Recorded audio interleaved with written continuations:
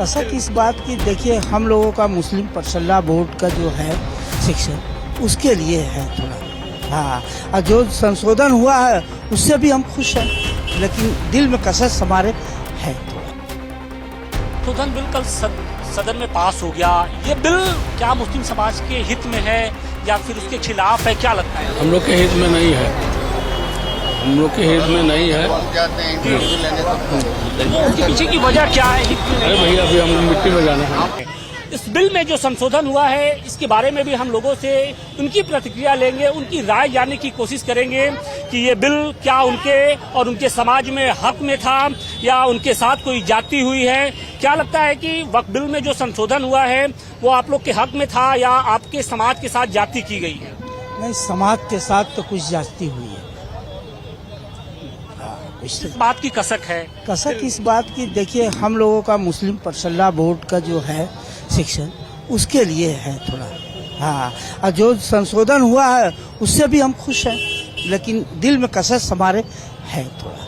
लेकिन मोदी सरकार ये कह रहे हैं कि जिस तरीके से बरगलाने की कोशिश की जा रही है, इसके पहले भी ट्रिपल तलाक का मसला हो या फिर यूसीसी का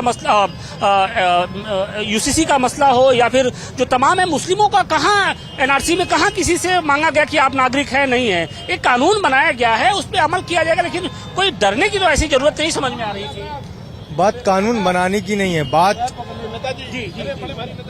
बात है माहौल बनाने की। जी।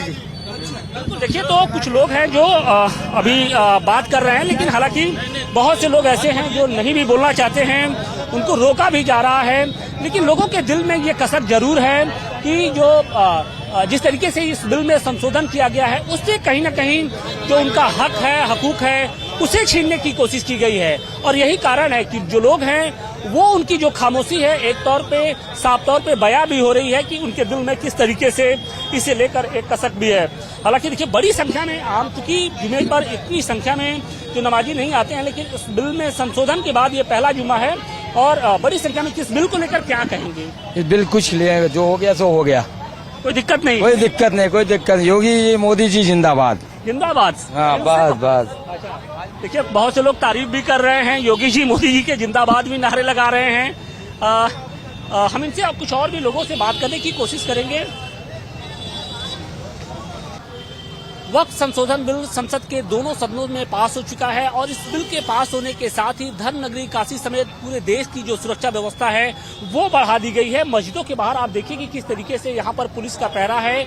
इसके साथ ही जो सोशल मीडिया है, जो इसके अलावा ड्रोन के जरिए जगह जगह खासतौर से निगाहबानी की जा रही है और सबसे अधिक जो चौकसी बरती जा रही है वो मस्जिदों के बाहर। इस वक्त हम देखिए वाराणसी के निर्देशर स्थित जामा मस्जिद के बाहर मौजूद हैं और यहाँ पर बड़ी संख्या में जो नमाजी हैं वो आज नमाज अदा करने के लिए आए हैं। चूंकि इस बिल के पास होने के बाद ये पहला जुमा है, लिहाजा जो पुलिस प्रशासन ये नहीं चाहता है कि किसी तरीके की कोई अप्रिय घटना हो, अमन जो चैन है वो खराब हो, बिगड़े, और इसी के मद्देनजर अब चौकसी बढ़ा दी गई। हमारे साथ बातचीत के लिए मौजूद हैं एसीपी विदुष सक्सेना जी। सर, किस तरीके की चौकसी बरती जा रही है खासतौर से मस्जिदों के बाहर, क्योंकि वक्फ अमेंडमेंट बिल के पास होने के बाद ये पहला जुमा है? जी देखिए, हर जुम्मे की तरह आज भी जो है नमाज सकुशल संपन्न हो रही है। हमारी फोर्स की विजिबिलिटी निरंतर बनी हुई है। हम लोग निरंतर फ्लैग मार्च और फुट पेट्रोलिंग की कार्रवाई कर रहे हैं ताकि आम जनमानस में भी एक मैसेज जाए कि पुलिस निरंतर एक्टिव है और आपके लिए खड़ी हुई है। इसी के साथ साथ हम लोग भ्रामक जो इन्फॉर्मेशन हो या मिस इन्फॉर्मेशन जिसे कहते हैं उससे बचने के लिए सोशल मीडिया हमारी टीम रेडी है। जो भी आपत्तिजनक ट्वीट या मैसेज हो रहे हैं उस पर कार्रवाई की भी हम लोग कार्रवाई कर रहे हैं और लोगों से अपील ये करा जा रहा है पीस कमेटी बैठक और अन्य स्रोतों से कॉन्वर्सेशन करके कि किसी भी तरह की र्यूमर मॉन्गरिंग या हेट मॉन्गरिंग से बचे। चुनौतियां जो चैलेंज है वो काफी है, क्योंकि जुमे की नमाज के साथ साथ अगले 2 दिनों में रामनवमी भी आएगा, तो उस दौरान शांति व्यवस्था बनाए रखना एक बड़ा चैलेंज होगा। जी, पुलिस की तैयारी पुख्ता है। आगामी त्योहार और आगामी जो भी वीवीआईपी मूवमेंट है उसके दृष्टिगत हम लोग अपना प्रिपरेशंस पूरी है। हम लोग निरंतर जो है जितने भी स्टेक होल्डर्स हैं उनसे बातचीत में है और हमारी विजिबिलिटी फोर्स की बनी हुई है निरंतर क्रिटिकल एरियाज में। बिल्कुल, तो शांति व्यवस्था को कायम रखना एक बड़ी चुनौती है और यही कारण है कि आप देखिए कि वाराणसी के जो प्रमुख मस्जिदें हैं वहां पर किस तरीके की चौकसी है। ये जामा मस्जिद है। जामा मस्जिद के अलावा अगर हम बात करें तो ज्ञानवापी मस्जिद के बाहर भी कुछ इसी तरीके की जो सिक्योरिटी है वो उसके अरेंजमेंट इस वक्त किए गए हैं। तो निश्चित तौर पे जो चैलेंज है, जो मुश्किलें हैं वो कहीं ना कहीं सामने आती जा रही है और यही कारण है कि प्रशासन ने भी अपनी जो मुस्तैदी है उसे और बढ़ा दिया है। दोनों सदनों में वक्फ संशोधन बिल पास हुआ, उसको लेकर आप लोग क्या सोचते हैं? क्या ये मुस्लिम समाज के हक में है या फिर? सर मैं कुछ नहीं कहना चाहता हूँ। नहीं, इसके पीछे सॉरी मैं कुछ नहीं कहना चाहता। No comment. संशोधन बिल कल सदन में पास हो गया। ये बिल क्या मुस्लिम समाज के हित में है या फिर उसके खिलाफ है, क्या लगता है? हम लोग के हित में नहीं है, हम लोग के हित में नहीं है। तो उसके पीछे की वजह क्या है? हित में अरे भैया अभी हम मिट्टी में जाना है। माइनॉरिटी के अगेंस्ट कहा जा रहा है। हमारा लोकतांत्रिक देश है तो प्रोटेस्ट आप नहीं चाहते कि ना हो? आप क्या चाहते हैं? मतलब आप चाहते हैं हमारे देश में कोई प्रोटेस्ट ना हो? अरे भाई लोकतांत्रिक समाज है, हर किसी को अपनी बात कहने का अधिकार है। मुझसे क्या पूछ रहे हैं आप वो बताइए। सर आपके हिसाब से सर जो भी संशोधन बिल पेश किया गया और पास किया गया, मैंने शायद पहले ही कह दिया है, जो आपने देखा होगा कि मैं थोड़े समय के लिए मेरे पास उत्तर प्रदेश में जब मैं मंत्री था तो वक्फ विभाग भी था जी। सारे मतलब पूरे वक्त उन्हीं लोगों से मिलना होता था जिनके मुकदमे चल रहे थे आपस में, चूंकि प्रॉपर्टी का मामला है और पुराना फैसला है कि वक्फ काहे के लिए है। मैं आपसे पूछ रहा हूँ वक्फ काहे के लिए? मैं अपनी प्रॉपर्टी को कहता हूं कि ये अब मेरी प्रॉपर्टी नहीं है, ये प्रभु की, अल्लाह की प्रॉपर्टी। तो अल्लाह की प्रॉपर्टी का इस्तेमाल किसके लिए हो, किस कामों के लिए होना चाहिए? आपसे पूछ रहा हूं किस काम के लिए होना चाहिए? धर्मार्थ के लिए, जन कल्याण के लिए, गरीब आदमी को फायदा पहुंचाने के लिए। पटना में कितने वक्फ हैं? कौन सा वक्फ कौन सा हॉस्पिटल चला रहा है उसका नाम बताइए। कोई अनाथालय चला रहा है वक्फ, कोई बड़ा अनाथालय। और ये ध्यान रखिएगा कि वक्फ करने वाला एक विशेष समुदाय का हो सकता है, लेकिन वक्फ का जो फायदा है,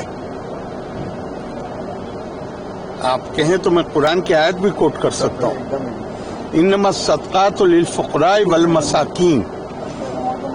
गरीब कमजोर आदमी के लिए दो शब्द प्रयोग किए गए हैं, फकीर और मिस्कीन। तो जब तो पूछा गया कि भाई ये दो क्यों है, तो कहा गया फकीर है जो डेस्टिट्यूट है, निर्धन है, मुसलमान, और मिस्कीन है जो गैर मुस्लिम है। दोनों का बराबर का अधिकार। आप मुझे एक बताइए, कोई संस्था, पटना में बहुत वक्फ हैं, ये ध्यान रखिएगा, पर एक संस्था बताइए कोई मुझे जो निर्धन के लिए, गरीब के लिए, कमजोर के लिए काम कर रहा है। क्या हो रहा है वहां पे? सिर्फ आपस में मुकदमेबाजी।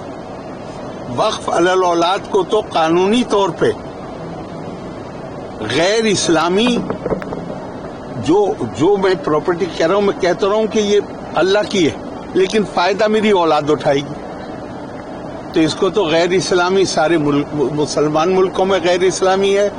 हिंदुस्तान में भी प्रिवी काउंसिल ने गैर इस्लामी इसको कहा था कि ये गैर इस्लामी, लेकिन जिन्ना ने एक्ट लाके 1913 में बिल लाके, उसका नाम ही है वैलिडेशन, मतलब ये गैर कानूनी है लेकिन हम इसको कानून बना रहे हैं। अब इसके बाद क्या होना चाहिए ये तो आप तय करिए।